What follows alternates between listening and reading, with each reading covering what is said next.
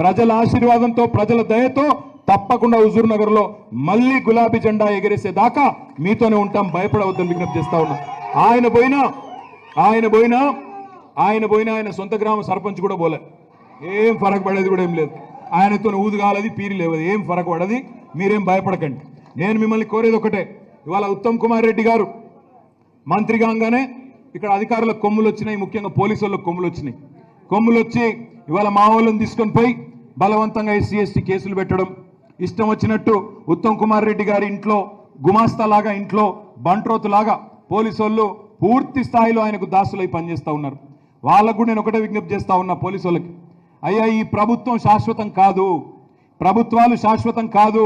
మొన్న 10 ఏళ్ళు మేమున్నాం, ఇవాళ వాళ్ళు ఉన్నారు, రేపు మళ్ళీ తప్పకుండా మా టైం వస్తుంది.